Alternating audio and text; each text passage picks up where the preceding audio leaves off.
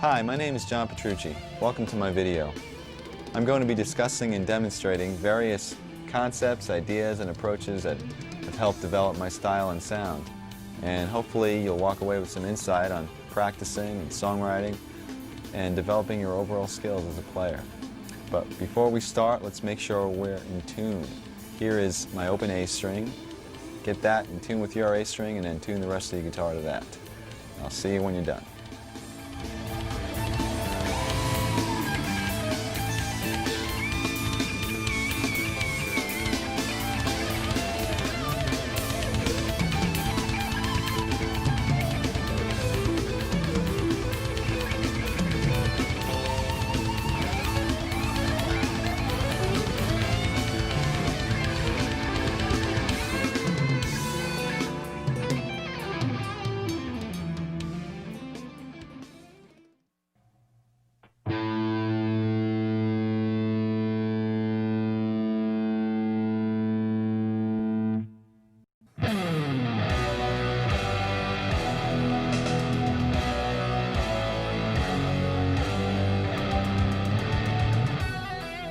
Okay, I'd like to begin with some warm-up exercises, and we're going to start with a couple that don't involve the guitar at all. So put your guitar aside for a second. And what we're going to do here is we're going to stretch the muscles that basically are involved when you're playing guitar. And I really think this is essential to having a productive practice session or gig. And it's also essential to not hurting yourself and cramping up. And it's very similar to what an athlete would do before they went in to play a game or do some exercising. Okay, the first one begins with stretching the back and shoulders and arms. And guitar players tend to slouch when we practice, so these are really important. We're going to start with stretching your arm across your chest. Ooh, my arm just cracked, and yours might also. But you can feel it basically right through your back and your shoulder and your arm. And you should hold these stretches for about 10 seconds each. And then do the same thing with the other arm. Then after that, you can pull your elbow up over your head like this. And you can feel that stretch right through here and in through your back. And then once you do that, you can repeat these exercises as many times as possible. You can move on to your wrists. And we're going to start with stretching this part of the wrist by pulling your hand gently towards you. Don't pull too hard. You don't want to hurt yourself. Just feel it sort of warmly burn through here. Hold that for 10 seconds. And then do the opposite this way, and you can feel that burn through here. Don't pull too hard and don't crack your knuckles. You're just trying to stretch the wrist. The last stretch is your thumb, and what you're going to do is gently pull your thumb towards your arm this way, and you can feel the muscle stretch throughout here. And then repeat the same procedure with the other hand, and you can do this as many times as you feel necessary. You should hold each stretch once again for 10 seconds each. Now let's move on to massages. Okay, basically when we massage the muscle, we're stimulating blood flow, and this type of thing you can do in between exercises or during a practice session. I even do this during a gig. So let me show you the areas that might be sore or cramped up. Basically starts with your shoulder muscles, the front of your shoulder, up in here, and use a pretty strong amount of pressure. You can use either your thumb or the heel of your hand or your fingertips. And then the outside of your forearm, this tends to cramp up a lot. And then your hand, and once again you can use your thumb, and you can massage through your palm by using pretty strong pressure. And you can also individually do your fingers like this, going all the way to the tips. And this is great, once again, in between exercises. It really helps to keep your hands limber and loose. And there are other simple things you can do, but just like rubbing one hand with the next and whatnot. And these type of exercises between the stretching and massaging should get you prepared to actually play the instrument. And the great thing about these is that you don't have to be playing. This could be as you're walking into a session, or if you have a couple of minutes before you go on stage or whatever. And it should help you have a more productive practice or gig, and also prevent injury, which is very important.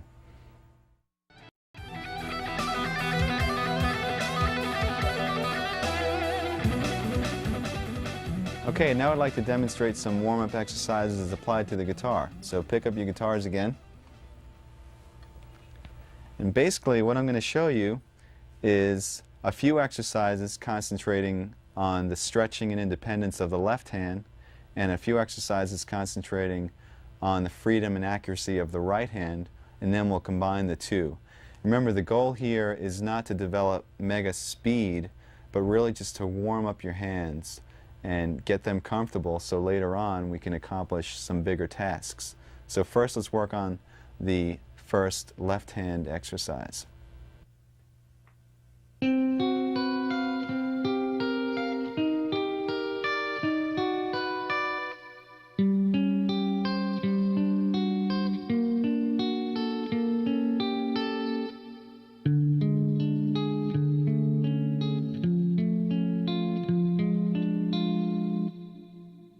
I suggest that you start this exercise higher up on the neck, because once we get into some stretches, it's going to be a little bit difficult as you go down low where the frets are bigger.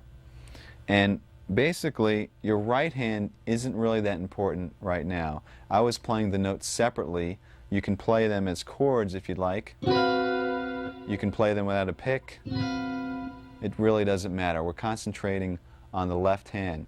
Make sure that the notes ring out clearly, because what we're really working on is the stretching and independence of your left hand. Also use a pretty strong pressure. Now what's happening here is that I'm playing on 4 adjacent strings with a basic chord shape.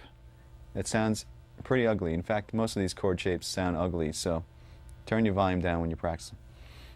And then we're taking the 2 inside fingers, 2 and 3, and we're reversing them like this.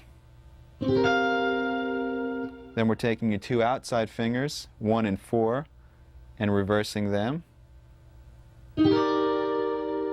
And then taking the 2 inside fingers and putting them back to their starting position.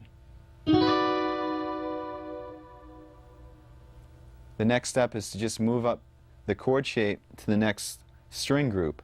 So between the A and the B string, and repeat the same motion, and then move up to the last string group between the low E and the G string, and repeat the same 4 chords again.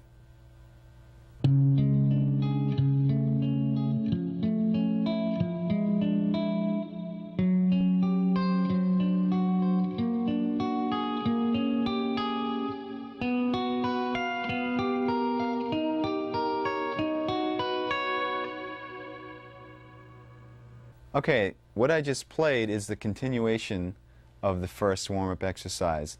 Basically, when you're through, you're going to have a sequence of stretches that continue down the neck. So this is considered part 2.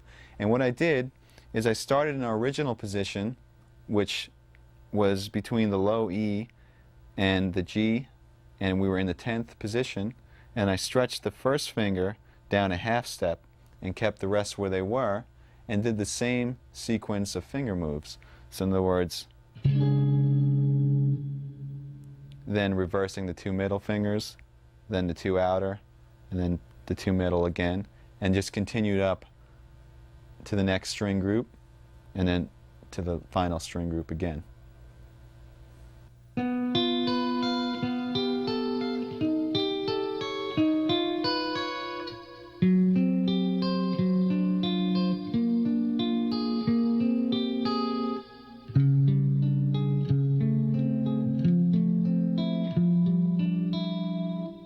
All right, that was part 3 of the exercise. And at the end of part 2, we ended up with this position between the first string groups. Now what you're going to do is put your fingers back in order, and while leaving your 3rd and 4th where they are, stretch your 2nd down a half step. So we have this shape, and once again continue with the moves all the way up the string groups. Now for the final part.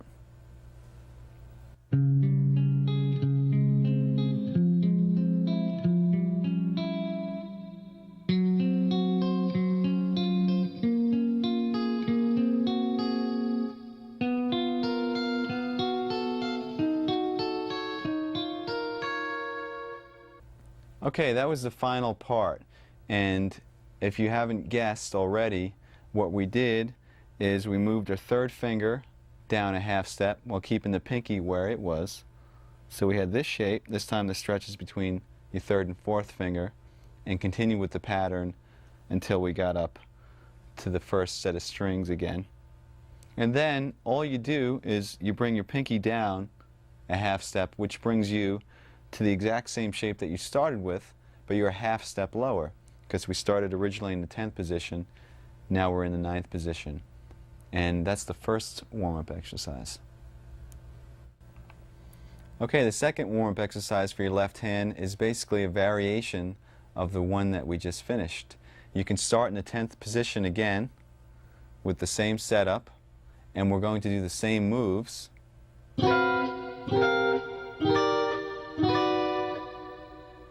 Except this time we're going to do some different stretches with the left hand. And by the way, you don't have to arpeggiate the notes, you can just strum the chords if you'd like.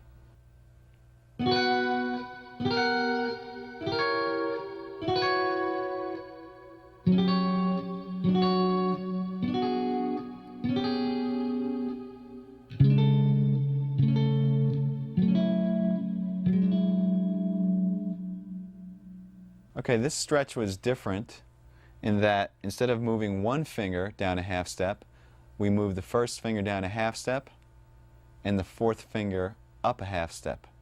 So we have a double stretch between the third and the fourth and the first and the second. And then we did the same exact moves.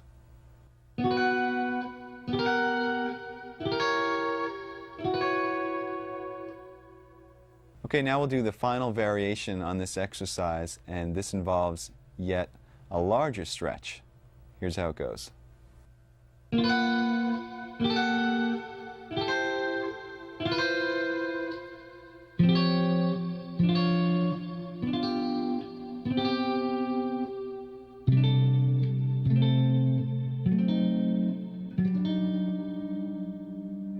Alright, what we did here on the final variation is instead of just having a stretch between the first and second and the third and fourth, we have a half step stretch now between every finger. So you do that by moving your first finger down yet another half step, and then your second finger down a half step as well.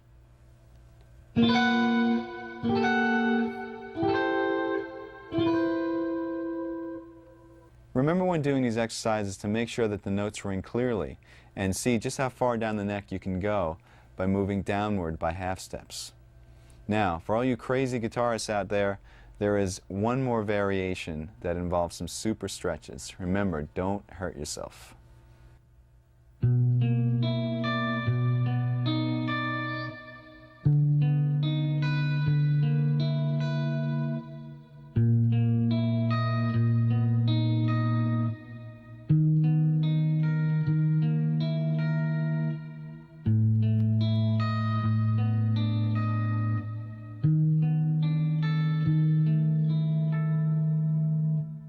As you can see, I started out in a lower position, which made the final stretch a lot more difficult. Let me break it down for you now.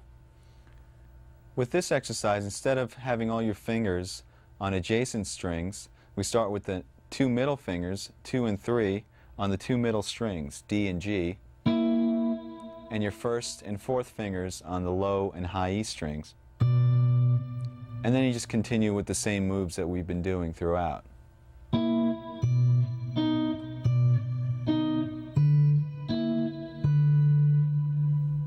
The moves from here should look familiar.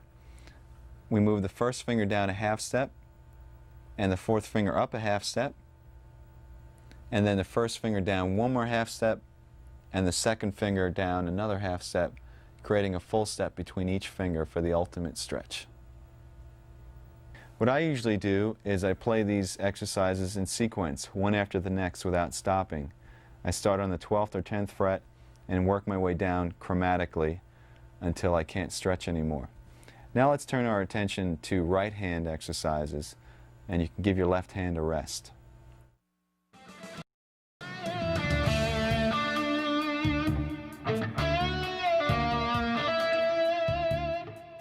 The next exercise concentrates on the flow and precision of the right hand and has many variations. So let me demonstrate it in its basic form.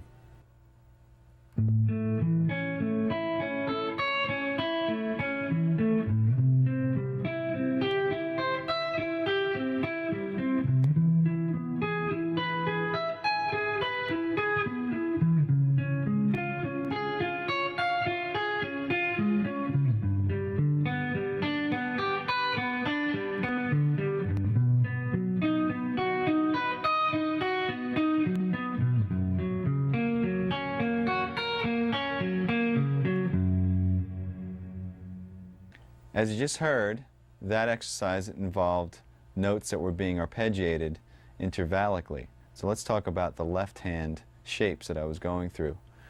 It's based off of a major bar chord form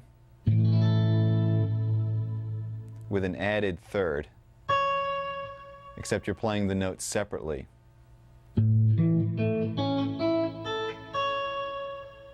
And then we just sort of intervallically disperse those notes. Now that bar chord is moved up through a progression that doesn't make too much sense, but at least makes the exercise a little bit more interesting. It goes A major, C major, E major, C sharp major, G major, B major, and F sharp major. All right, now let me show you the pattern that we're doing throughout the chord or arpeggio.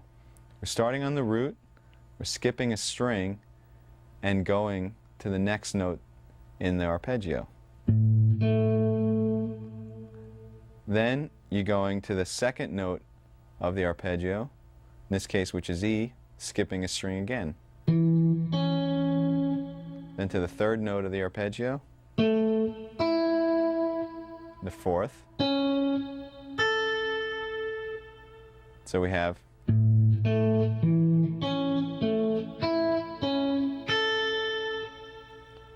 remember to pick down, up, down, up, down, up, down, up.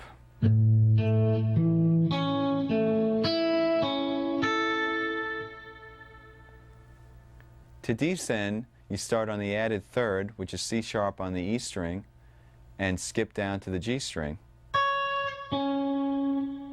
Then up to the B and skip down to the D. Up to the G, skip to the A. Up to the D string and skip to the E.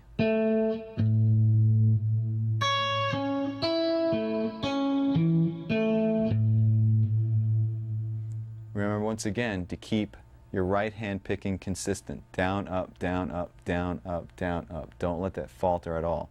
So here's what it sounds like when you combine the two.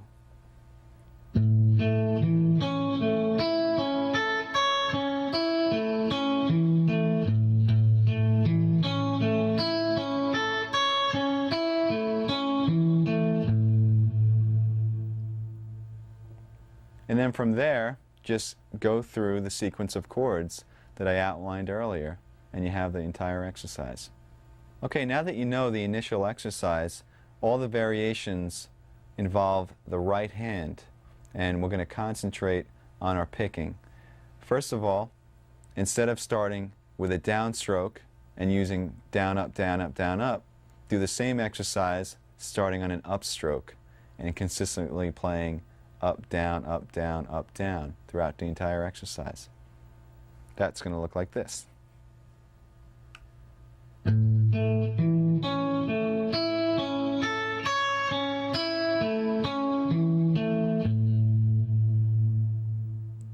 It might be a little bit more difficult at first, but the reason we're doing this is so in any situation you'll be able to pick. you're not always going to have the comfort of starting on your favorite stroke, whether it's down or up. You should be able to sort of get through anything that comes your way.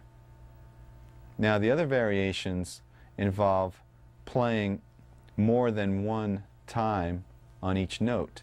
We're going to start with playing twice on each note, then 3 times on each note, and then finally 4 times on each note. Not only that, but starting each sequence with a down and then with an up. So let me demonstrate through the one chord what these will look like on your right hand. We'll start with the doubles, starting on a down.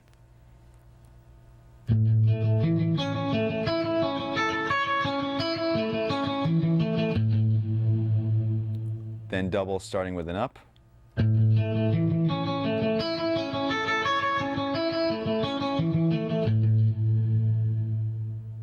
Then 3 times starting with a down.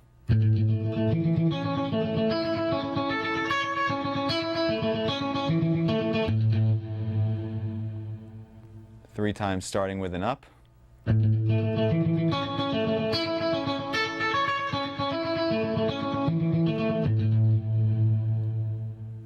Four times starting with down.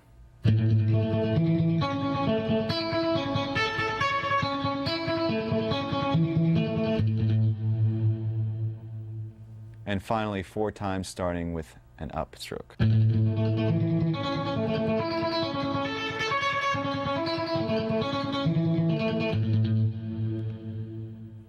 Alright, what you're going to do is play each one of those variations through the entire chord sequence. Just remember to keep the notes very even, and also to keep that consistent alternate picking, especially when you're playing triplets, going from one string to the next, because there's an odd amount of notes per string. Really watch that you are keeping a consistent down, up, down, up. Now let me demonstrate what it would sound like playing 2 notes per string through the entire sequence, just so you can have an example.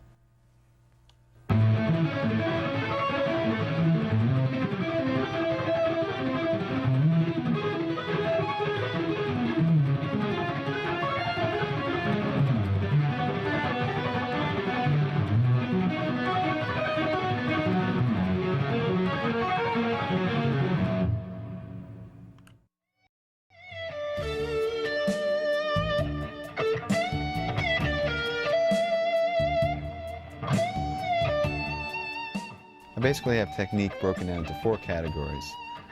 1 is scalar or linear examples, 2 is arpeggiated examples, 3 is left hand or legato playing, and 4 is sweep picking.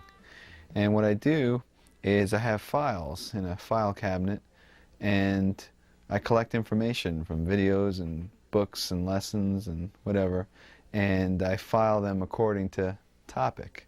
If it's an arpeggio thing that I learned from a magazine, I rip it out and stick it into the arpeggio section. And then when it comes time to practice, instead of saying, oh, there's millions of things, how am I going to practice all this stuff? Basically, I make a master list of what's in all those files, and that list changes from day to day. You constantly add to it. And you sit down and you basically customize a practice session. So let's say you have about 2 hours to practice. I personally have 4 categories, so I'd pick one item from each one of those categories and practice that item for a half hour. Move on to the next, practice that for a half hour. And then by the time I'm done after 2 hours, I've covered the entire topic of technique.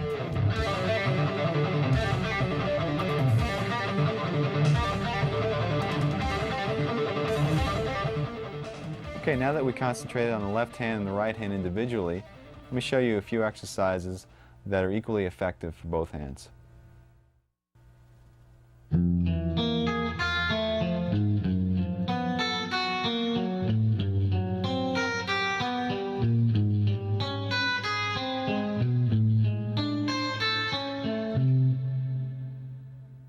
Okay, this exercise starts with your first finger on the low E string on the first fret in the first position. Skips over the A string, goes with your second finger on the D string on the note E, and then your third finger on the G string on the note B flat, and your fourth finger on the high E string on the note A flat, and your right hand is picking, once again, down, up, down, up.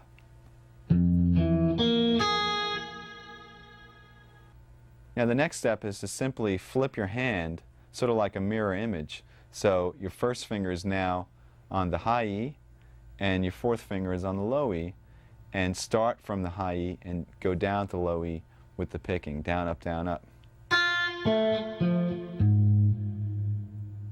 And combine the two.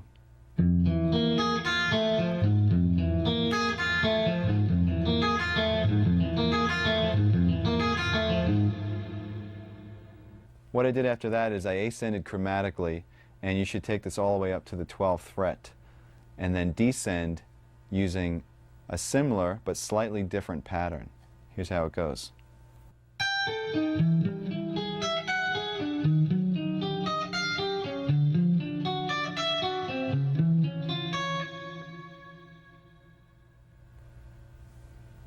Okay, all I did there is, instead of starting on the first finger and ascending 1, 2, 3, 4, we started on the pinky on the high E and descended 4, 3, 2, 1. Once again picking alternately, and then we reversed that image like a mirror and started on the fourth finger once again on the low E.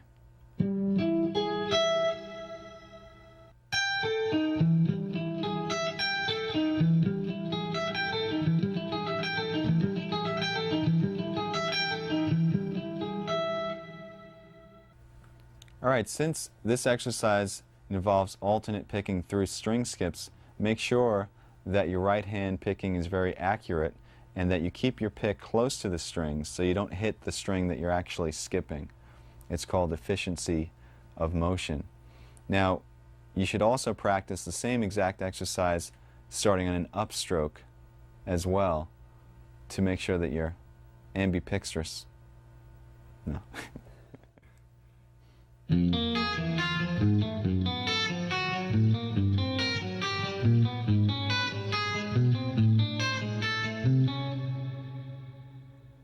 That was a slight variation on the exercise that we just did.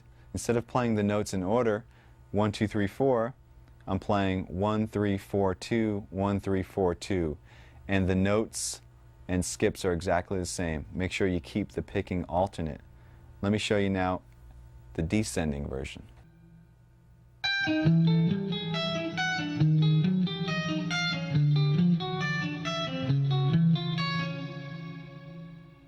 Alright, that was another slight variation, this time on the descending pattern. Instead of playing 4, 3, 2, 1, you play 4, 2, 1, 3, 4, 2, 1, 3, and continue that pattern down the neck chromatically. Remember to keep your picking alternate the entire time. And that will wrap up our warm-up exercises.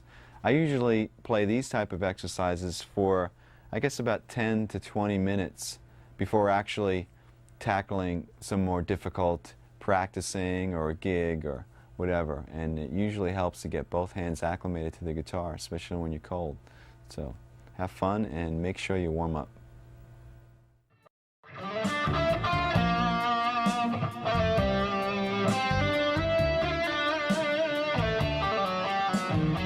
In order to realize our creative visions, it's essential that we develop the craft of our instrument, which leads us to the area of technique.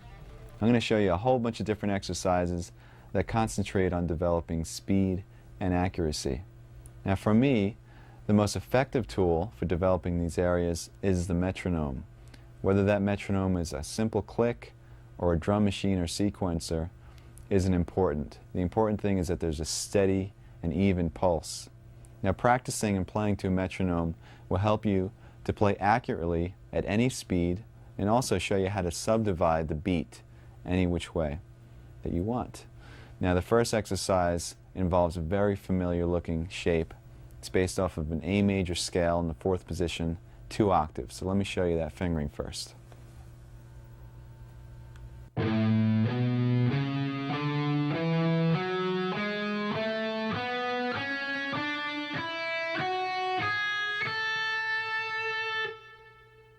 This exercise involves playing to a steady pulse. In other words, the speed or tempo of the click is not going to change but how we subdivide that click is going to change. First, we'll start with playing one note per beat, which is chord notes. Now, I have a metronome setting of 66 beats per minute, which is really slow, but by the time we're done, you're going to be playing a lot of notes per beat, so it's important that we start slow. Remember also to keep a consistent down, up, down, up, down, up picking pattern the entire time. Here is chord notes to the metronome. 3, 4.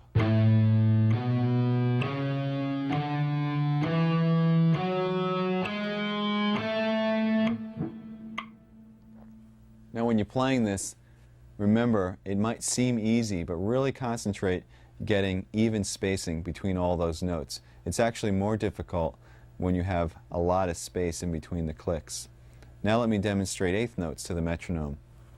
This would be 2 notes per beat. 3, 4.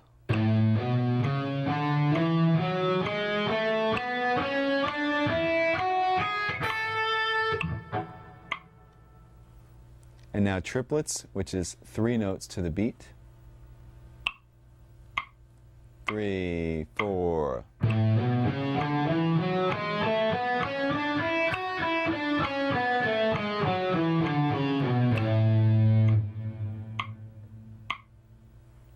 The next division is 16th notes, 4 notes per beat.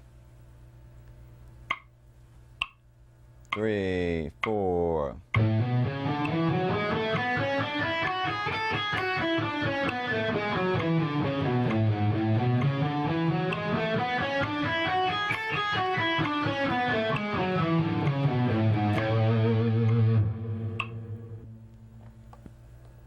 Now we're getting a bit faster. The next division is 6 notes per beat, or 16th note triplets.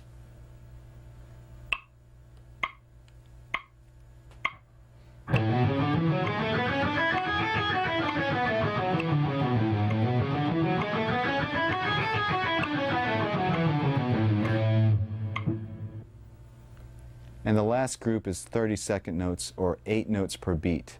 And this is going to be quite faster than what we started. But remember, the pulse didn't change at all. It's just the division of that pulse.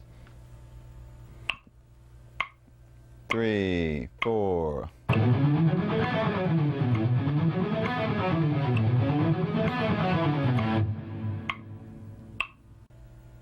Okay, now that you're familiar with playing to a metronome and subdividing the beats, I'd like to show you how to increase your speed.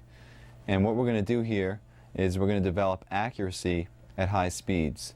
The basic concept is you start with a slow tempo on the metronome, play the exercise or example as many times until you've mastered it at that tempo, and then increase the metronome about 8 beats per minute, and then play the exercise over and over at that tempo, increase it, and so on until you get to your desired tempo.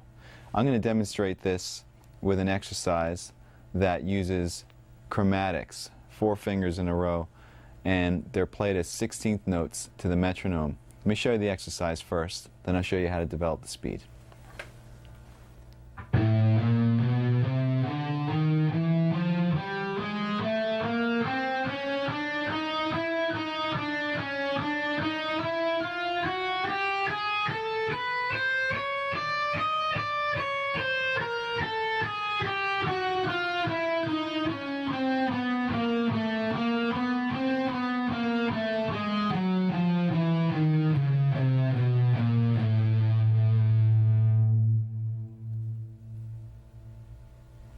As I mentioned, this exercise is based off of a 16th note pattern, which means you're going to be playing 4 notes per beat. Besides concentrating on getting those notes to fall evenly over each click, you should also accent every 4 notes. In other words, every time the click comes down, accent with a harder pick stroke. So your group of 4 would sound like this.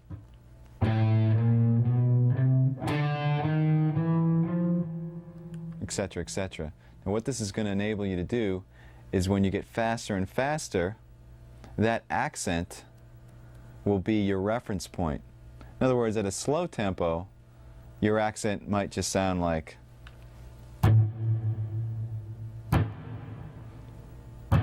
etc. And you'll be able to know where you are. But at a faster tempo, when the notes are whizzing by, your accent might be, in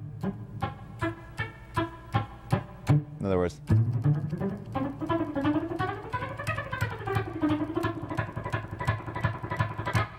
and that's how you know exactly where you are when you're playing at fast tempos. So what I'm going to do here is I'm going to show you how I would take this exercise and develop it speed-wise.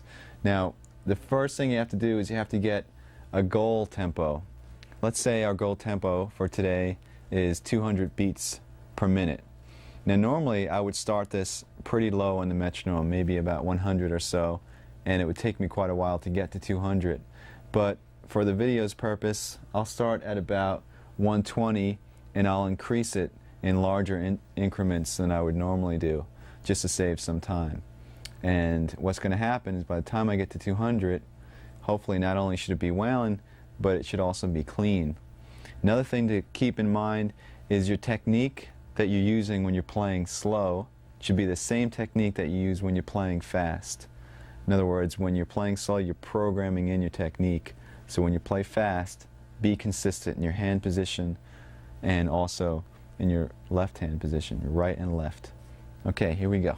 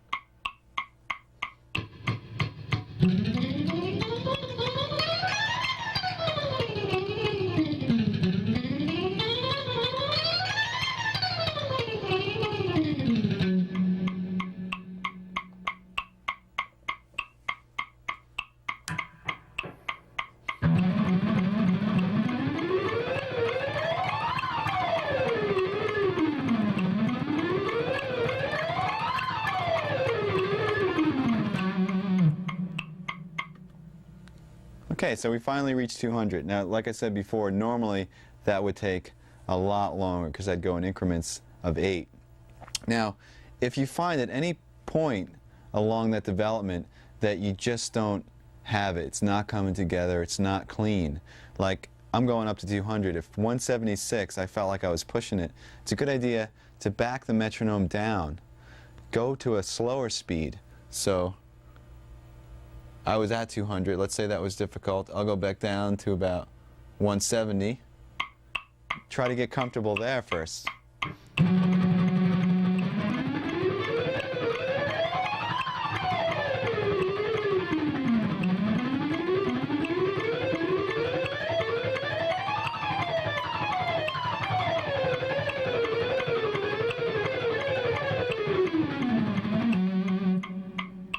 And then go back up to 200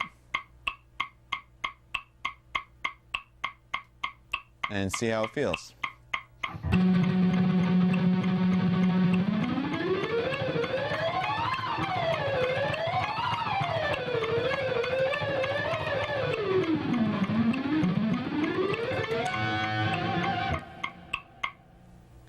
On a similar note, if you reach this desired speed that you're going to and you still want to push the envelope a little further, what you can do is, let's say you want to hit 208 now. Go past 208, go to like 216 and just kill yourself, and then go back to 208 and that tempo will feel a lot easier. Let's attempt that.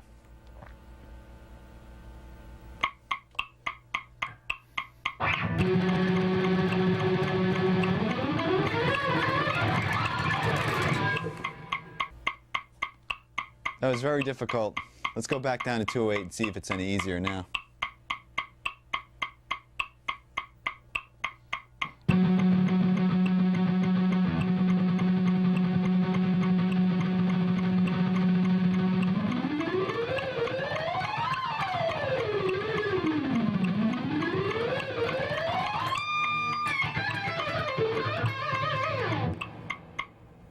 Okay, so it's pretty much there. So you get the idea about pushing the envelope and then going back. Just remember, make sure that you're clean and accurate, and remember to accent the notes as well.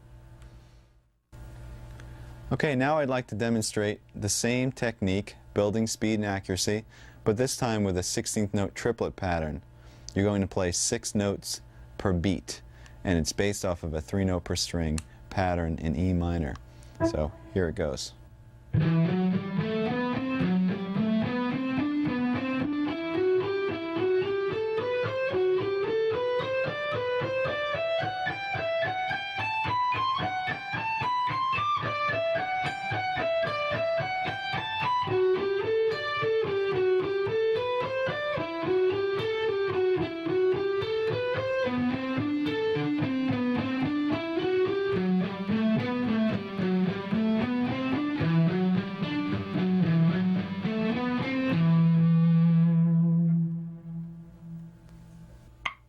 One, two, three, four.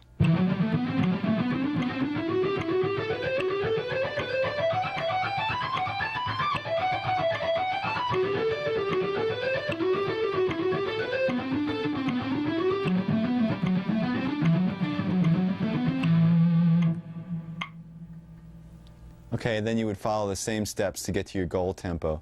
Let's say your goal tempo in this case is about 126. Let's hear what it sounds like at that tempo. 1, 2, 3, 4.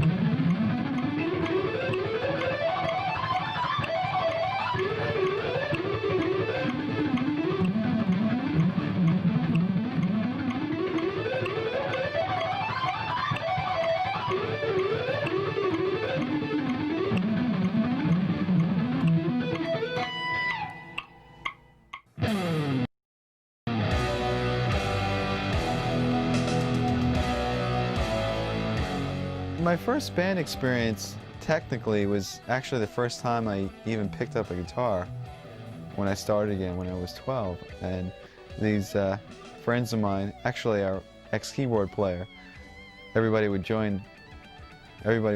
gather at his house because he had a piano. And I remember they were playing some Neil Young. They were playing Hey Hey My My. And they assigned me the little down, down, down, down. That was my part, and I sat there getting that. And I guess that was kind of a band experience.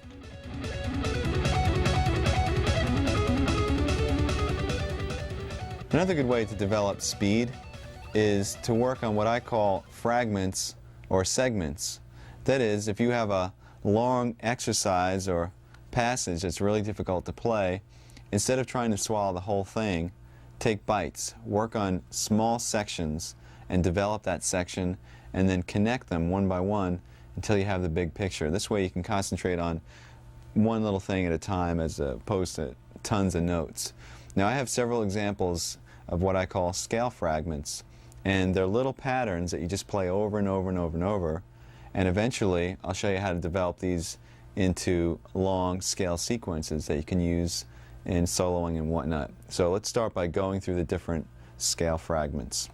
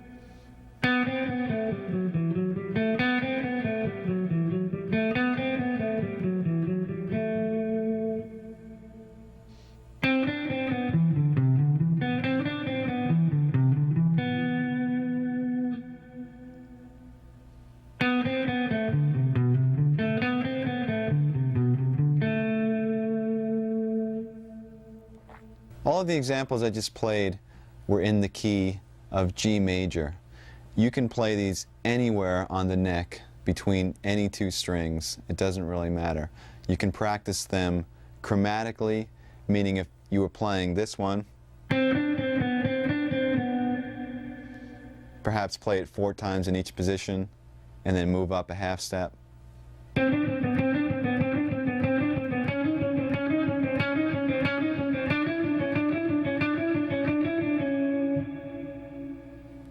Or you can pick a key and play them diatonically. In other words, conform your fingers to the notes in the key.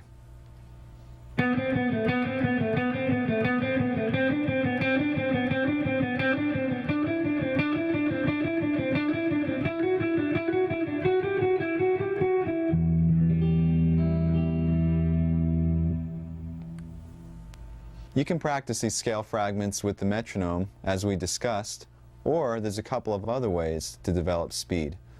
First way involves playing the exercise over and over and over, but starting in a slow tempo and gradually increasing the speed and then bringing it back down to a slow tempo. So you're almost like revving, you're almost revving your playing. And as you do this, as you play faster, you can also vary the degree of dynamics that you pick with. You can pick harder or softer. It's a really good way to develop the speed. Here's an example.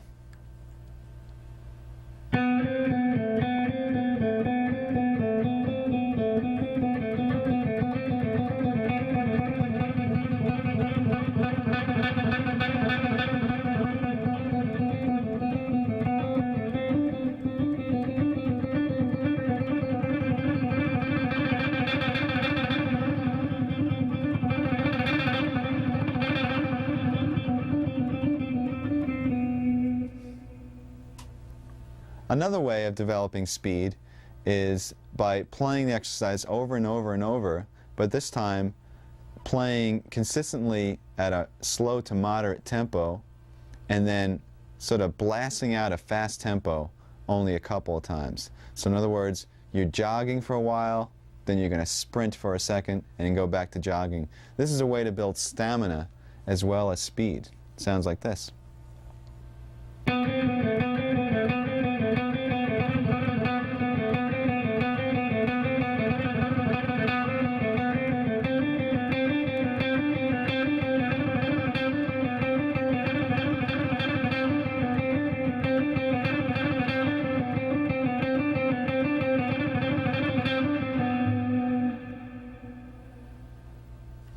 Now, a fun thing to do when you're working on all these exercises, since they're pretty similar, some of them are using 16th notes and some are 16th note triplets, is to sort of interact. In other words, mix them together. Like you might have one that sounds like, which is what I've been playing for the last couple of seconds. And there was another one that went. There was also another one that went. Try combining some of these exercises randomly and use your imagination. Might sound something like this.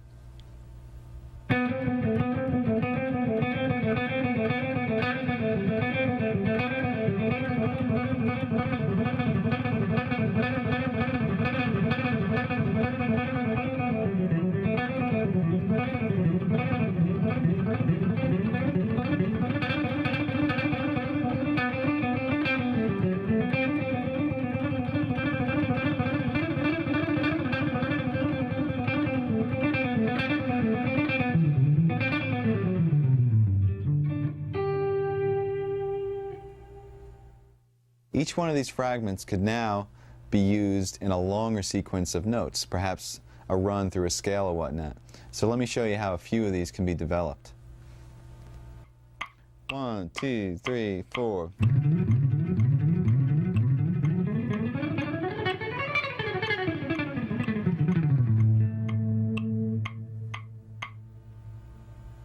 You should recognize the first part of that as the 3-note per string fragment that we did before.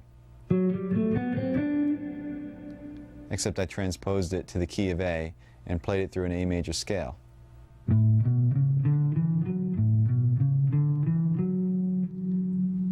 And And the sequence consisted of playing that same pattern starting from each string.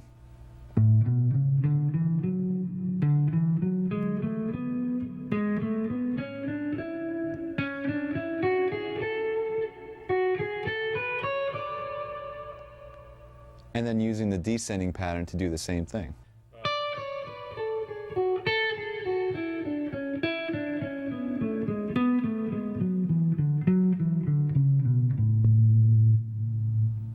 Now you can play these patterns through the scales, you can change positions, you can play and repeat the sequence in any position as many times as you want. Just kind of mix it up, and that makes for a good run in a solo if you're trying to build some tension. I'll demonstrate that a little bit later. Let's move on to another long sequence of notes that's based off of another fragment.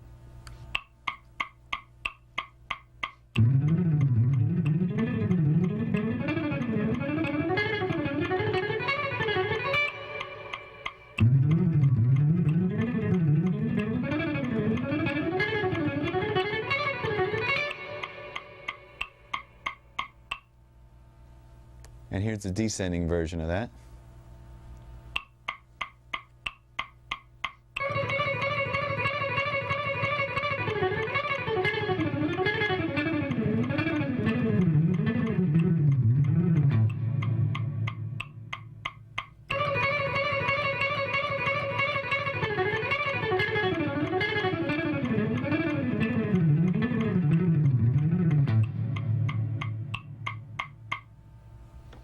Okay, once again, hopefully you recognize the little fragments that originated these little runs. And descending, while it's fresh in our mind, came from that and sounded like this.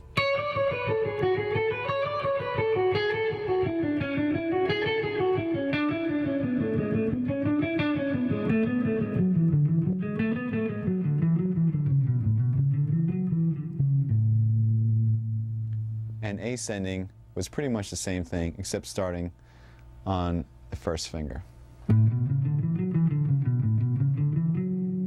It also has a little bit of the triplet in there. But we're just arranging the notes so that it works out to be a 16th note pattern.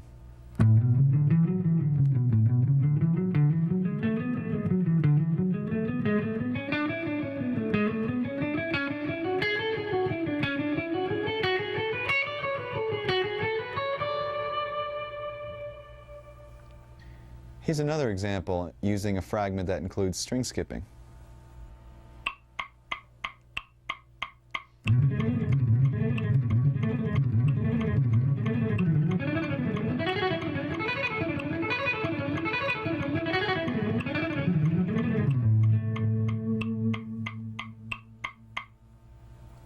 Now with this one, instead of moving up the neck, playing 3 notes per string, I stayed in the same position because it facilitates skipping strings without having to do any position changes. So instead of having to go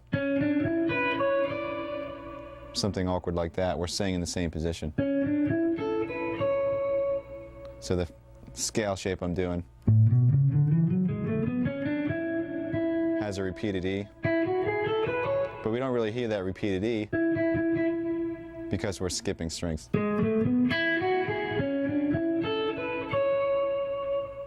Here's the pattern slow.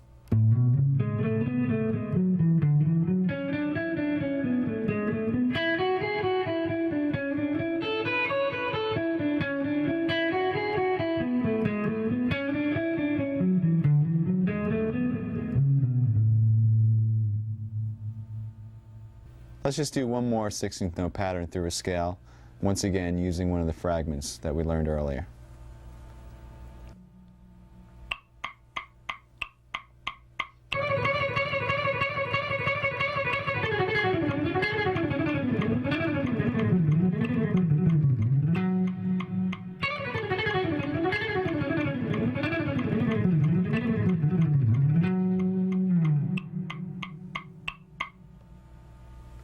Here it is slow. See if you can recognize the fragments in this one.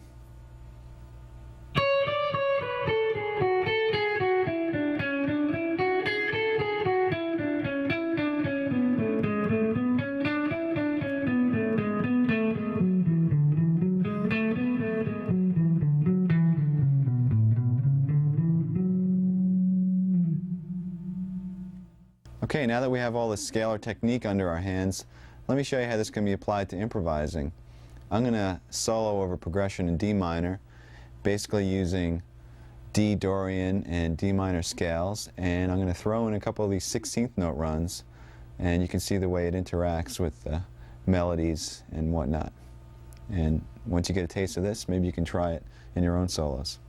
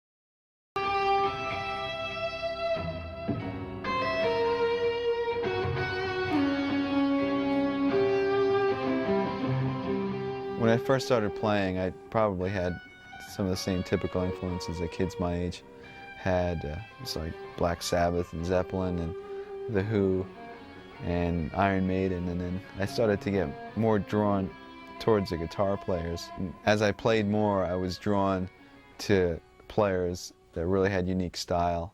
I was really into Rush and Alex Lifeson and Steve Howe with Yes, Randy Rhoads, and then I finally discovered Steve Morse, and my life changed. I heard the Bash for the first time, and I was just like, this is unreal. Got every Dregs album, and started getting into Steve and the Dregs, and Al Di Meola and Alan Holdsworth. I had a similar experience here in Stevie Ray Vaughan for the first time, like just blown away.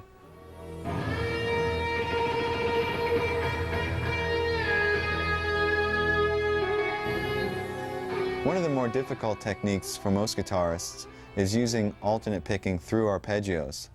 Now this has been something that's been difficult for me for a while, and it's actually making me kind of mad, so I analyzed what the problem was, and I came up with an interesting little fact.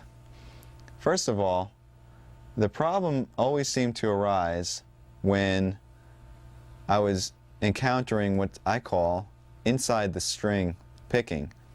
Now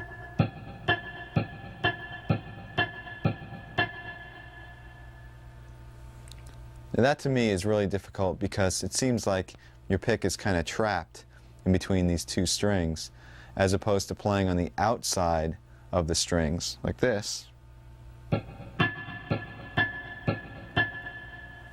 where it feels like you have a bit more freedom of motion.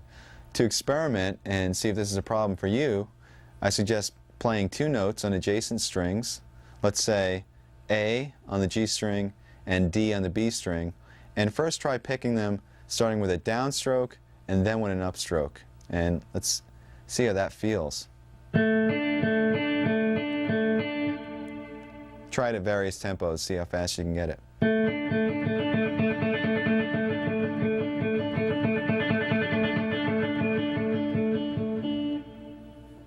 Now do the same thing, but start on an upstroke and go up, down, up, down. You're going to encounter that inside of the string picking phenomena. Let's try that.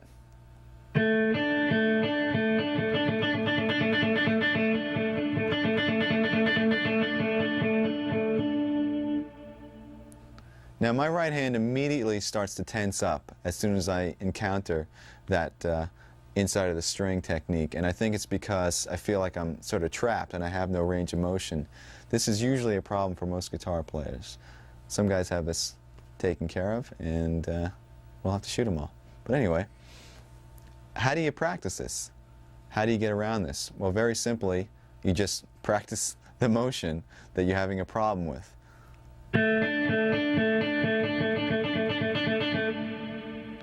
Now, this could be very boring if you sit there doing that for any period of time that's going to make it effective. So what I've done is I've come up with a little etude that practices and concentrates on the inside of the string picking. And by the way, if you ever have something that you're trying to work on and you need to develop it, come up with some little progression or etude or song. It makes it a lot more interesting. So let me demonstrate it for you now slow, and then I'll play it up to tempo.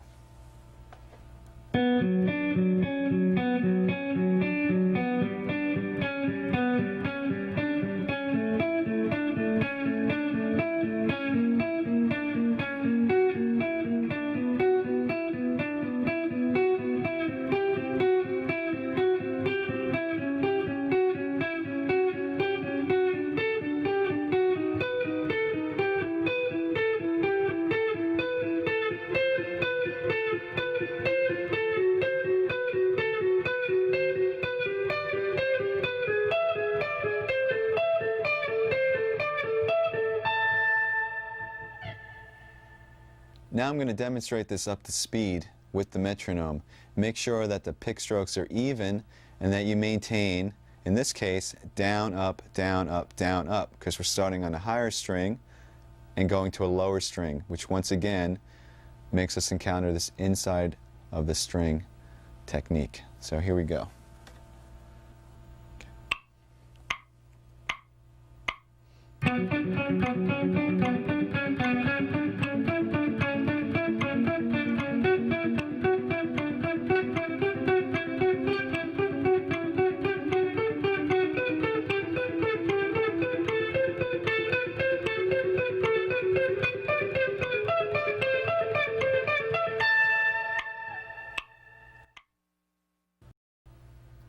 Now that exercise specifically narrows down the problem and concentrates only on that problem. But the thing is, you're going to encounter this picking hang-up through an arpeggio. In other words, some part of the arpeggio you'll have no problem playing, and other parts you might have this inside of the string thing. Let me demonstrate on a major arpeggio. If I play G major in the 7th position, I have down, up, down, up. Now the initial down, up isn't a problem. Either is the next down. But it's when you go to the D on the G string, you have the inside of the string picking down, up. So in order to play that quickly, you're going to have to overcome that little problem right there.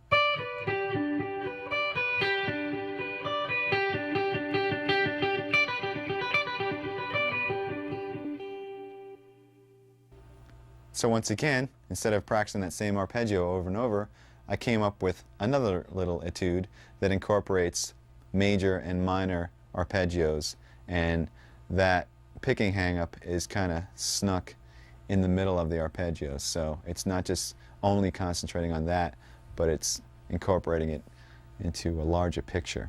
Here it is slow.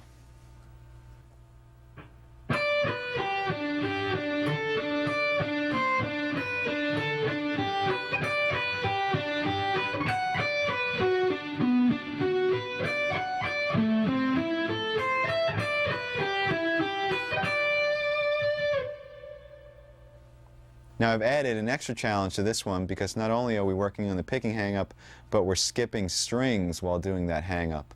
Let me show you where that happens.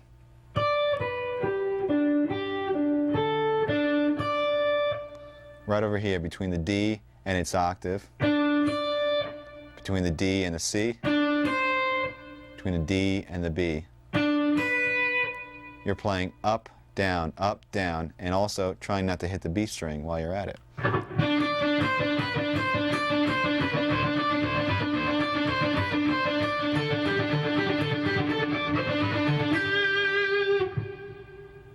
Here it is up to tempo.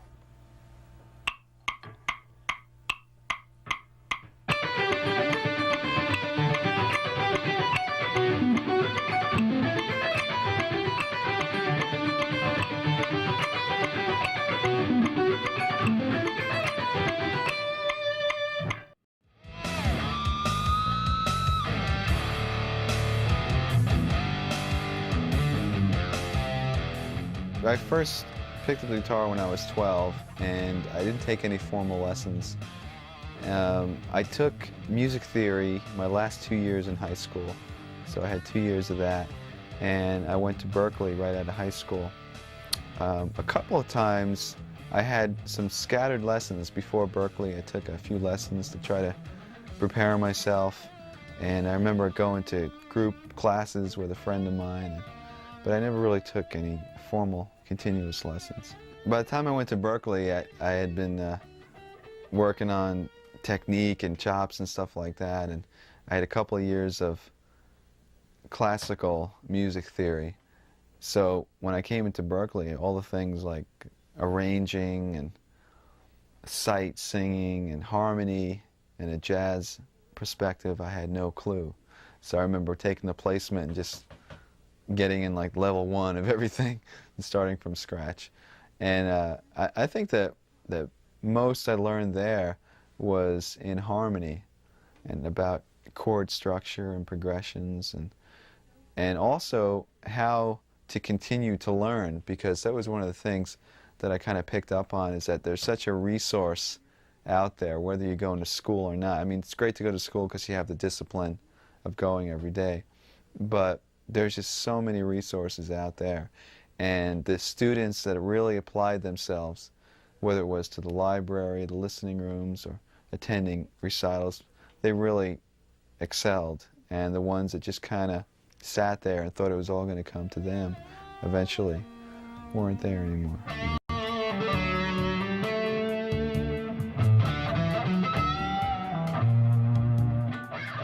Now I'd like to concentrate on left-hand strength.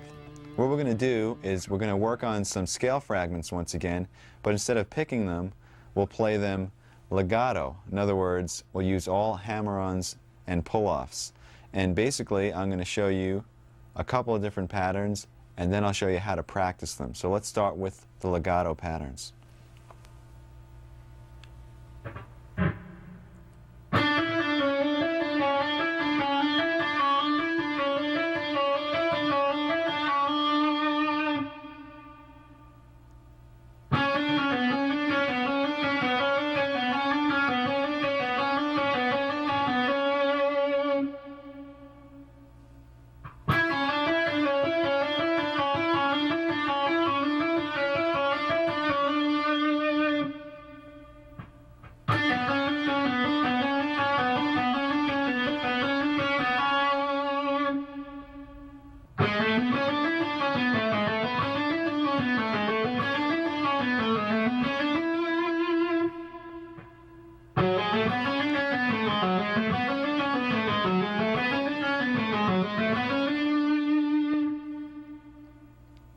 Okay, this is how we're going to practice these. You're going to play each pattern to a watch this time for a minute each.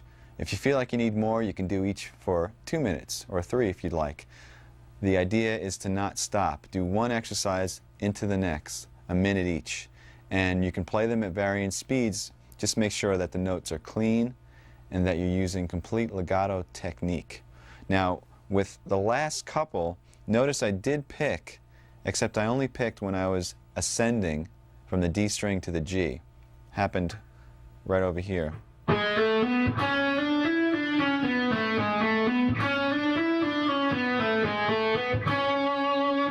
So in this case, it was on the C sharp.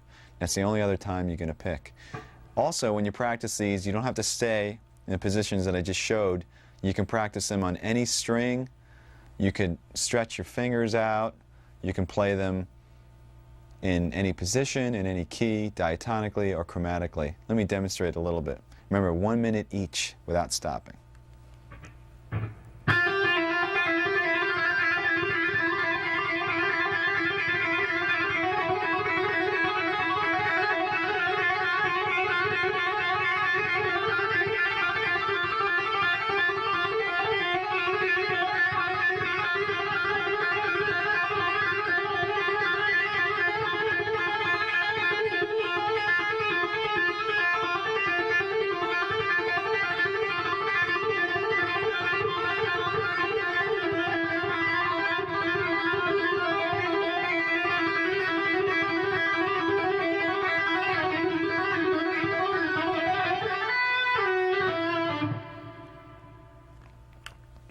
That's the idea. Okay, once you get those all practiced, I suggest that you do our little massage thing that we talked about in the beginning, and also stretch your wrists, because it's time to take those fragments and put them into expanded sequences through scales using very little picking. Once again, this is called legato. Here's the first exercise. Okay.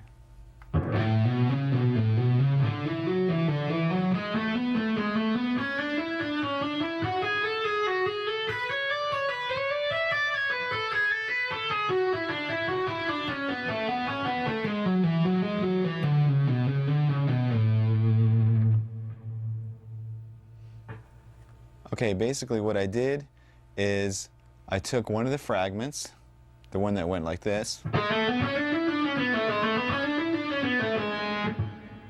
and also another one that went like this,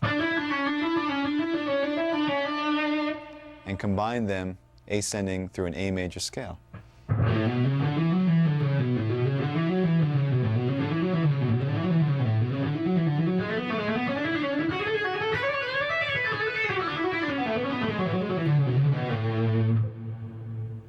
Descending, we shifted up to the next position in the key and worked our way back down the scale. Let me play the two scale positions by themselves, just so you know what they sound like straight through.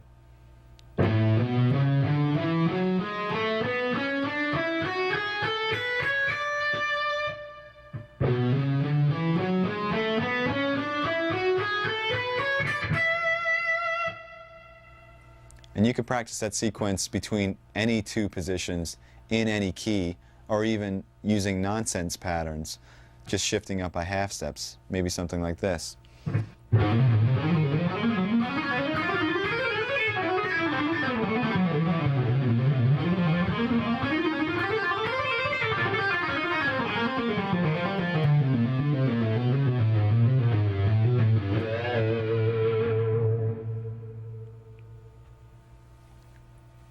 Now let's hear the original pattern up to speed.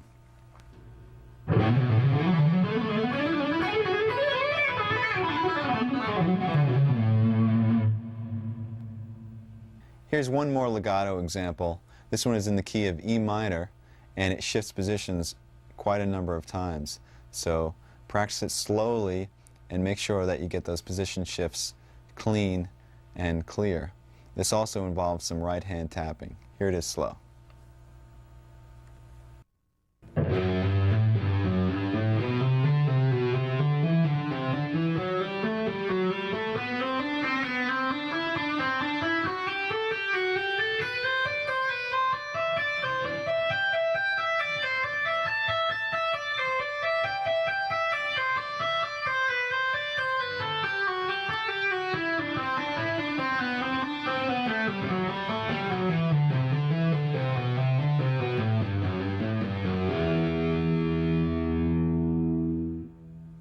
Let's break this down into segments so you can practice each section and then put it all together.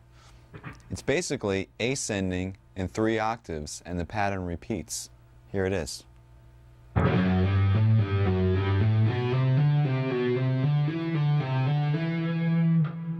it's starting on F sharp and ending on E, and then starting on F sharp an octave higher,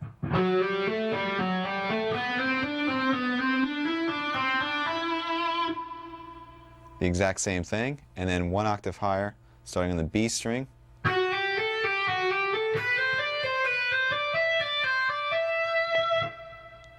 So this is a perfect example of practicing segments and then connecting all of them to get the whole run, because you might just want to practice each octave at a time.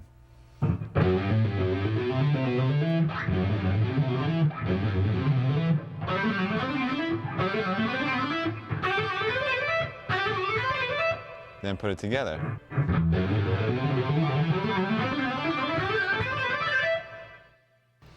When you get to the top, you're tapping the G on the high E string, and it's basically a double tap. And then you're tapping A, and then back down to G.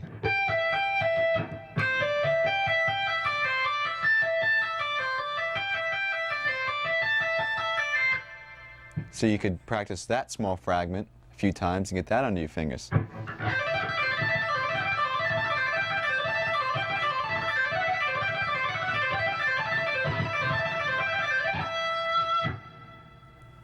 And descending, we have another 3-octave pattern.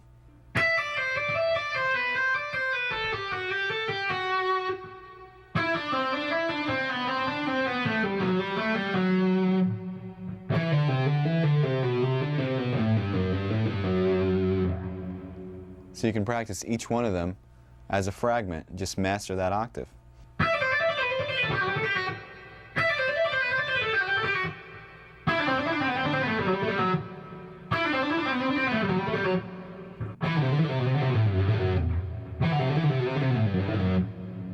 And then put them all together.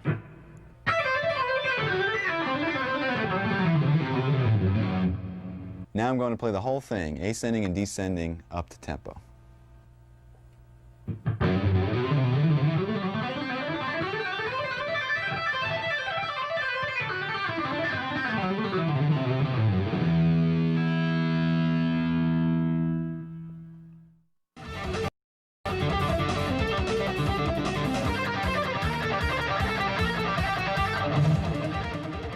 When we first started the band, we were all 17 or 18 years old. So the last album that we just put out, I mean, it's like almost 10 years later. So I think we've all matured as songwriters, and you know, we listen to the old demos and whatnot, and there's bootlegs of those demos and stuff, and it's just like, oh my God, what were we thinking, you know? So the music and writing has definitely evolved.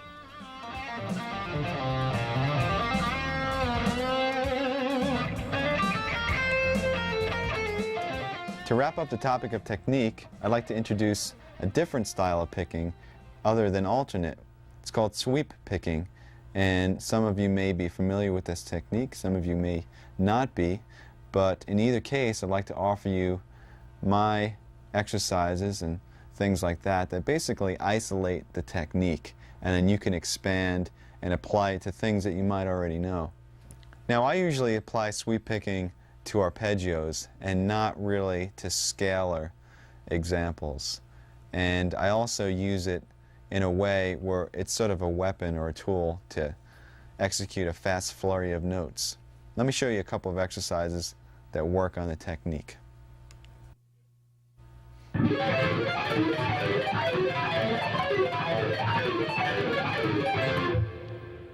All right, there's two things to keep in mind when working on this exercise. One of them is to separate the notes of the left hand. In other words, you're not playing chords, but you're separating the notes and playing arpeggios. And also, with the right hand, you want to separate the notes as well. In other words, don't strum them all together, but push down on the pick so it knocks into the next string, sort of falling from string to string. You don't want to make separate motions like this. You want to push the pick down, down, down, down, and then up, up, up, up, pushing against the strings. Now you can actually mute the strings and work on just the right hand.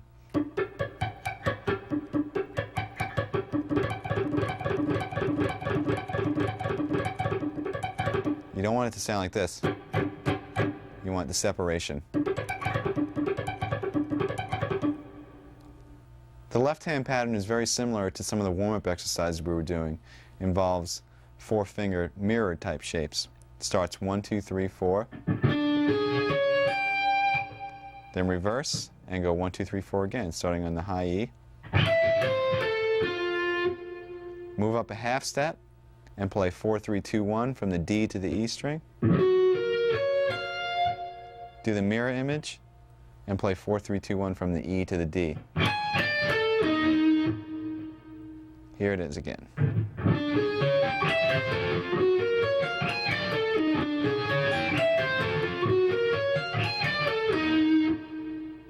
And then simply move it up, continuing in half steps.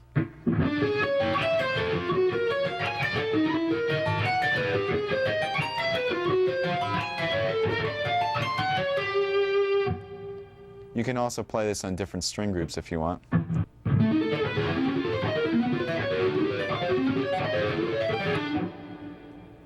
Okay, just as a fun variation, you can take this technique and just mutate the notes of the left hand, and I came up with, once again, another etude using the sweeping technique. It goes like this.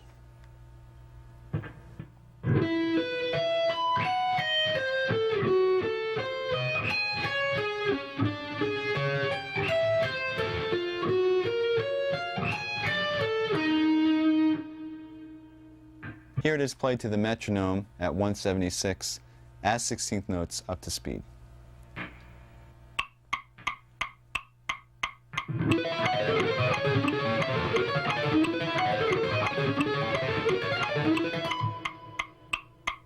To break this down, we're using the exact same pattern as the exercise. In other words, 4 notes ascending and 4 notes descending, and then doing the same thing starting on the pinky, except I just changed the notes. We start on E, and we're playing a power chord, E, and then the 5th B, and then we're doubling that, E and B. And for the reverse, we're playing an A diminished 7th chord, starting on F sharp and descending to A. F sharp, E flat, C, and A. Then we're going down a minor third, and we're doing an F sharp diminished 7th. So we have F sharp, A, C natural, and E flat, which is actually the same thing as an A diminished 7th in another inversion. And for the reverse, we're playing a D flat power chord, which is D flat and the 5th A flat. But we're starting on the A flat and descending.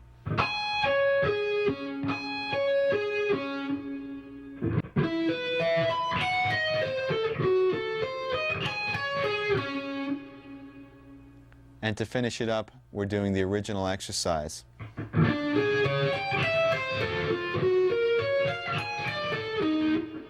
Which ends us up on E flat, a half step away, to start over again.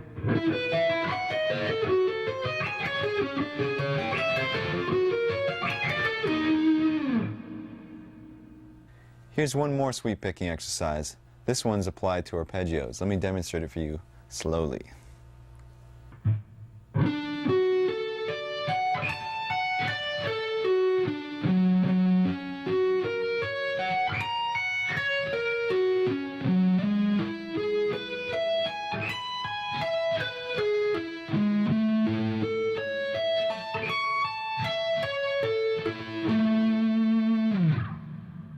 This pattern is based off a major arpeggio, so let's go through the different arpeggios and the chords that they come from. First one is D, coming from this chord fingering, with an added 5th, A. The second one is F sharp, based off of an F sharp bar chord, with an added 3rd.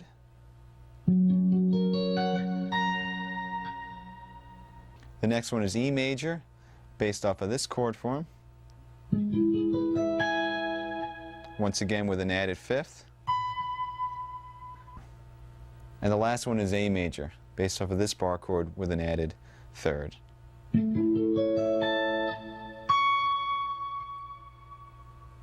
Starting with D, the picking goes down, down, down, down, down. When you get to the A, that's when you're going to reverse and play an upstroke and pull off to the F sharp. and then the rest of the arpeggio is descending using all upstrokes. Remember to separate the notes, you're not playing a chord. When you get to the next arpeggio, F sharp, you're still continuing with an up. In fact, you can almost consider it the third of the D arpeggio. So you're kind of finishing up the D arpeggio. Because after that, we're going to repeat the F sharp and start with a downstroke and outline the F sharp major arpeggio. Down, down, down, down, down, down, and then up on the A sharp. Pull off to the F sharp and continue all consecutive upstrokes to finish off the arpeggio.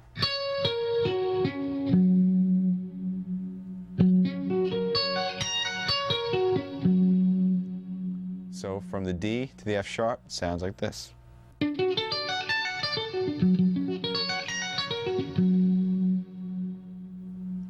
Then we're going to move up to G sharp, which is the third of E, and basically we're going to follow the same exact pattern. So starting with a down, reverse at the top where the fifth is, do a pull off and come back down using all ups. Repeat the third of the chord, which is G sharp, and then move up a half step and play the A major arpeggio the same way. And that's it. Here it is up to tempo.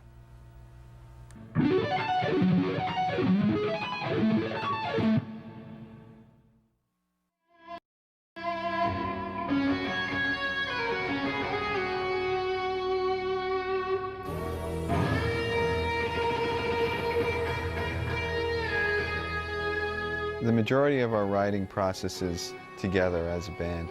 Somebody usually has a progression or groove or an idea, and they bring that in, and it's basically we just jam on it. We set the tape recorder and just kind of go for it, and out of those jams some solid ideas start to happen, and we start working on arrangements, and before you know it we have a song. Do you write lyrics yourself at all? Yes, I write lyrics, and I'm really interested in lyric and melody and how that contributes to the song, the real importance of the lyrics and the melody and the vocalist. The cool thing is that all of us were basically influenced by the same bands, and a lot of them happen to be progressive, like Rush and Yes and the Dregs and Genesis and even Zappa's music. So when we all got together at Berkeley, it just kind of naturally came out, this type of music in Odd Times, and even you know, using the harmony that was a little bit more experimental or creative and whatnot. And it was just kind of a natural direction for us all.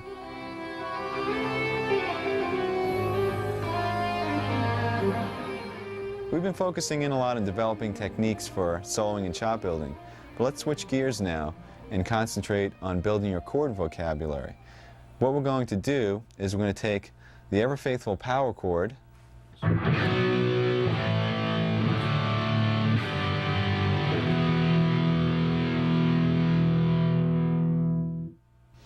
by adding certain notes to these chords. We're going to mutate them, and we're going to add some colors and drama into basic chord progressions. So let's first make sure everybody knows what the power chord is. Basically, it's a two-note chord consisting of a root and fifth. For example, a B power chord would consist of B and the fifth F sharp. Now you could expand and you can double the B, or you can put the fifth in the bass, which makes the chord sound even heavier, so the F sharp will be below the B. This is really effective.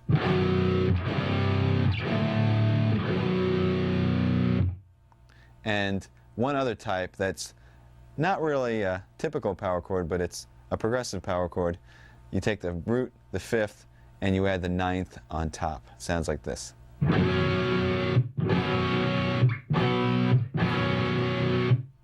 To explore this topic a little bit further, you have to understand two things. First of all, which notes can be added to the power chords, and second of all, how those notes affect the name of the chord and also the function of the chord in the progression. First of all, we have the root and fifth, what you see as an example. If we add an E or a third to that, we have a C major chord.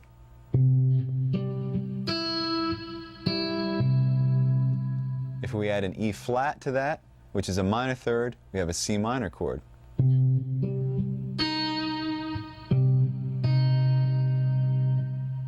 If we add a second or ninth to that, we have what's called a suspended second chord. In this case, it would be a D.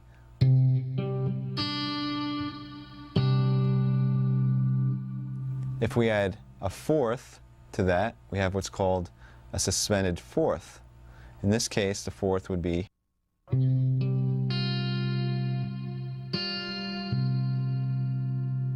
All of those chords added one note to the power chord and drastically changed the sound. Now let's go through some chords that add two notes. If we add the major third and the major seventh, we have a major seventh chord. So you'd have the power chord, the major third E, and the major seventh B.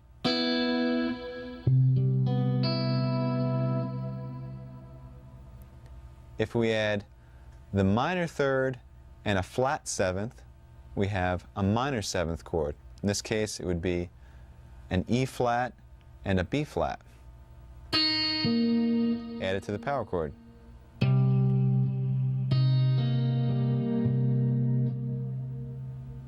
If we add a major third and a flat seven, we have what's called a dominant seventh chord. In this case, E is a major third, B flat is a flat seventh added to the power chord.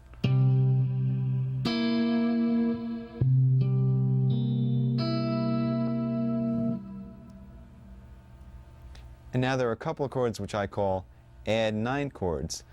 What they are major and minor chords. So we're going to have a major and minor third added, and on top of that, the ninth as well. A major add nine would add a major third E and a 9 D.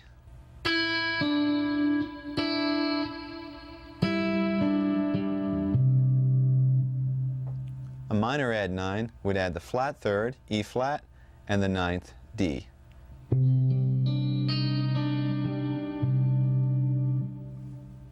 Now let's talk about how the 11th added to the power chord changes the name. We'll keep the major third, and we'll add an 11th, and we end up with a major add 11th. Here's the power chord, here's the major third, here's the 11th. Don't worry, we won't be playing these fingerings. And the final chord is a minor 11th chord, where we add three notes: the minor third, the flat seven, and also the 11th, which once again is F. And just to make this easier for now, we'll put the fifth in the bass.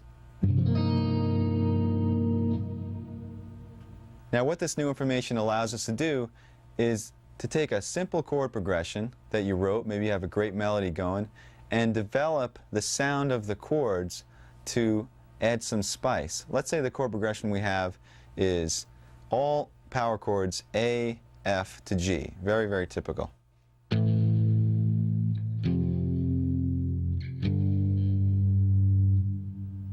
By adding some of these intervals and creating these more interesting chords, perhaps we can make it sound a little bit more interesting, or we can take it in a more dramatic direction. So I'll turn the A into an A minor add 9. We'll turn the F into an F sus 2. And maybe the G into a G sus 2. So what started out as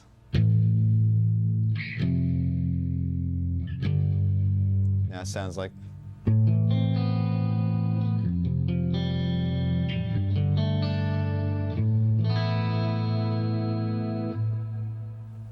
that's the basic picture. Now, unfortunately, when you're trying to play this stuff loud and heavy, it's going to sound pretty bad because of the dissonance of the intervals. I know you don't want to hear this, but I'll demonstrate.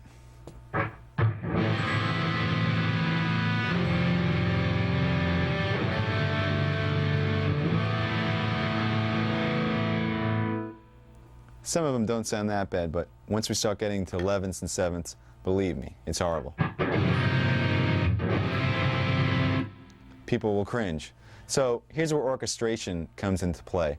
What we're going to do is we're going to divide the part up into two separate parts. And you can do this when you're recording, or you can do it in a band. If you have a bass and guitar, you can divide the parts up. Or if you have two guitar players or guitar and keyboards. The concept is one guy plays the power chord, or the root and the fifth, and the other guy plays the added tension. Sometimes it's either one note, sometimes it's two, sometimes it's three. So I have a couple of examples that demonstrate how, in our case, open strings added to power chords will create some interesting sounds. So let's go through the different chords we can create, and then we'll make a little song out of it.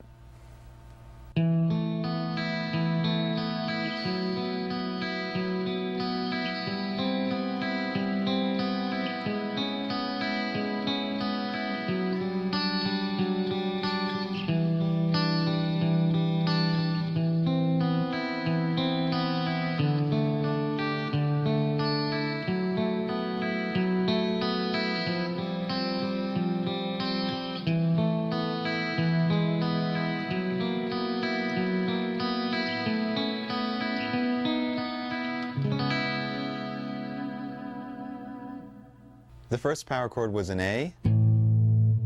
We added a second to it, and it created an A suspended second. Second power chord was a B. We added a fourth to it, and we created a suspended fourth. The third power chord was a C. We added a major third and a major seven, and it turns into a C major seven. The next power chord was a C sharp. We added a B and an E and created a C sharp minor seventh. The next power chord was a D with the fifth and the bass. We added on a major third and an 11 and created a major add 11 chord. The next chord was a C. We added on a D and an E, and we created a major add 9. The next chord was an A. We added on a C and a B, which is a minor third and a ninth, and we created a minor add 9 chord. Next chord was a G. We added on an A, and we created another suspended second, G sus 2. And the chord after that had F sharp by itself in the bass, and we added on a D, an A, and an E. So what we have created is a major chord with an added ninth, but the third is in the bass. Next chord was an F sharp. We added on an A, a B, and an E, and we created an F sharp minor 11 chord. Chord after that was an F. We added on a G, and we created an F sus 2.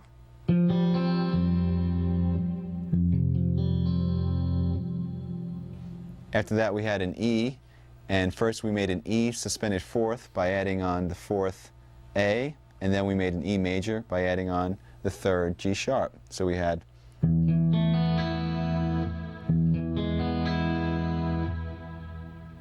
the next chord was an F sharp. We added on an A sharp, a B, and an E, and we came up with an F sharp 7 add 11. The chord after that was an A. We added on a B and a C sharp to create a major add 9. And the second to last chord was a B, and we added on a D sharp and an E to create a major with an added 11th. And we end the whole thing up on a C sharp minor 7. Okay, so I'd like to demonstrate with the sequencer what this sounds like with the two parts divided up. So I'll play with a heavy sound, the power chords, and the sequencer will play the picking part that I demonstrated before. And instead of having an ugly mess trying to play it all together with distortion, we have a nice collaboration of the two parts. And this is great when you're recording because you can add a lot of fidelity. You can have a great heavy sound underneath, and then with an acoustic or a super clean guitar you can do the picking, or that could be piano, whatever. It adds a lot of dimension to your writing. So let's hear what that sounds like.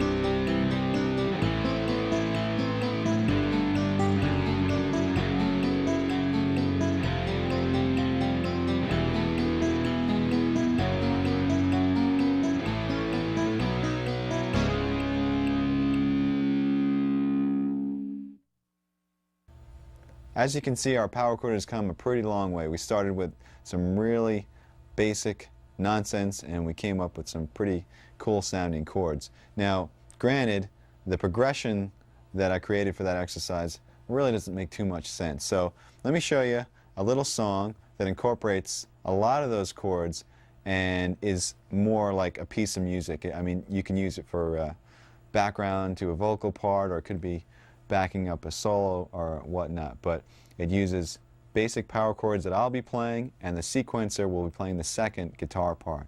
And check it out.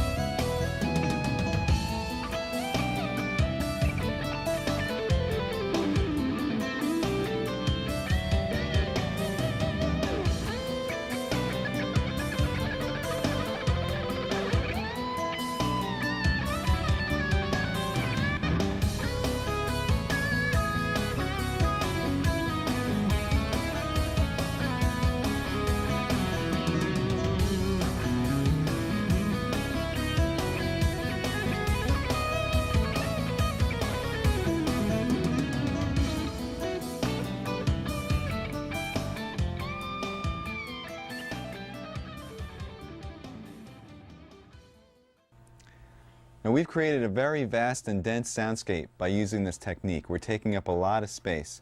So it's important that you really listen to what the other players in your band are doing. For instance, let's say this type of interaction that we just went through was going on between bass and keyboards.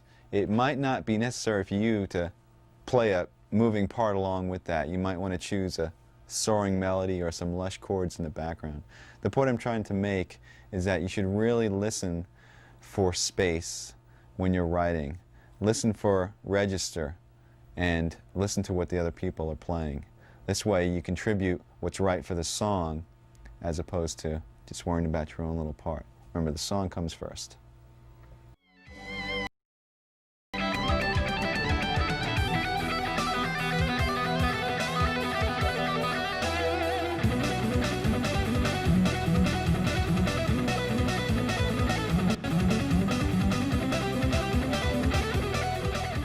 Yes, it is. This is my full-blown live setup, and I guess we should start with the guitars. These are the guitars I have on the road. They're all custom Ibanez guitars made of basswood, and as you can see, the paint jobs on 4 of them are really similar, and these paint jobs are by Dan Lawrence, who does some custom work for Ibanez. And basically, I have 2 7-strings. This one is sort of a prototype, and this is a main one that I use. And 3 6-strings on the road. There's string gauge is 9 through 46, and the low B on this 7-string is a 56, and they're Diodario strings. And the pickups are DiMarzio. As you can see, each guitar is the same setup, just 2 humbuckers, and they're all direct mounted into the body. There's no middle pickup at all, and the knob placement is so that my hands don't sort of knock into anything. Like on a Strat, you might have a problem with your pinky or whatnot. And these pickups were custom designed by Steve Blucher for DiMarzio. And basically one of the interesting things about these, as you can see on all the other guitars, is there's one 3-way toggle switch. And the cool thing is that in the middle position, you have the center 2 coils on, but they're still hum canceling. Gives a really sweet sort of scooped sound for clean passages, particularly. And the frets are 6100, and it's a rosewood fretboard. This is my live setup. This rack was custom designed by Mark Snyder, and basically you got 4 Mesa Boogie cabinets. They're Celestion Vintage 30 speakers in those cabinets. And what's going on here is I have an amp switcher, and the amp switcher is switching between 3 different preamps, 2 Triaxises and a Boogie Mark II C+. Everything that's in the rack, like the Crybaby and the noise gate and the volume pedal and the parameter pedals, are all hooked up through this multi-pin system that goes to the pedal board, which I'll show you in a second, and it makes setup very easy.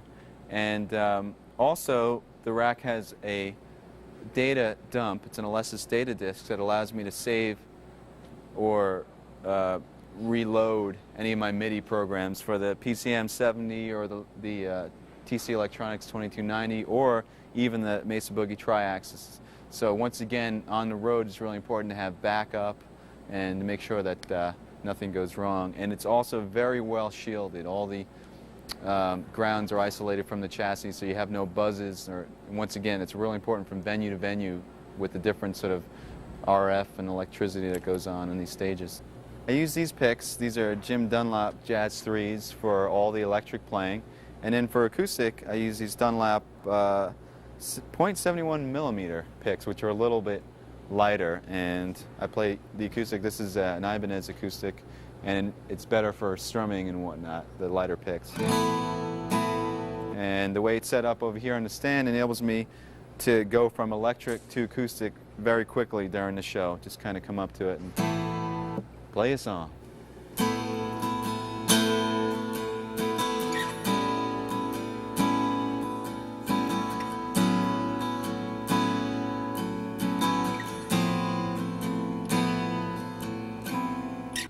Okay, this is the pedal board that I use live, and this was custom designed by Mark Snyder. Once again, as you can see, here's the other end of the multi-pin that's coming in, and basically that has all your connections for the tuner and the Mesa Boogie Abacus pedal board, parameter pedal, a volume pedal, and a wah pedal, and that includes all the AC. Just one cable right to the rack and to the pedal board. And this is how I change my patches. Basically, each patch is designed so all your effects and amp switching and whatnot happens just with the press of one button. The cool thing about this rig is that it's very versatile. So not only do I have different patches for different sounds, let me demonstrate. You have a clean sound setting, different types of clean sound settings, like some with some cool delays.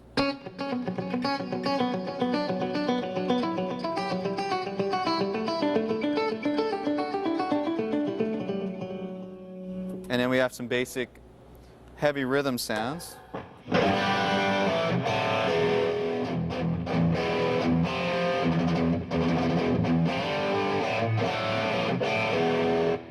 Some other rhythm sounds with different choruses and whatnot.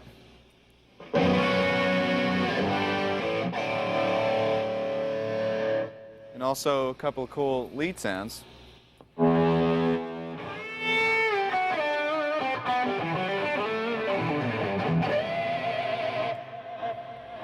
One of the cool aspects about this pedal board is the real-time control over the parameters. In other words, I can control the parameters of the tri-axis to shape the sound as I'm playing, or I can control the effects parameters to maybe add some more delay or take delay out or reverbs or whatnot.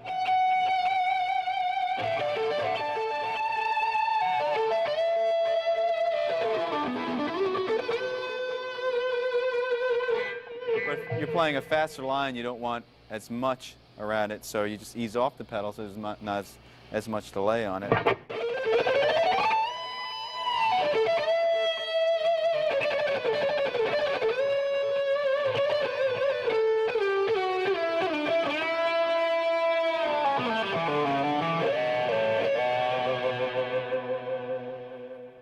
So you have full control over what you're playing.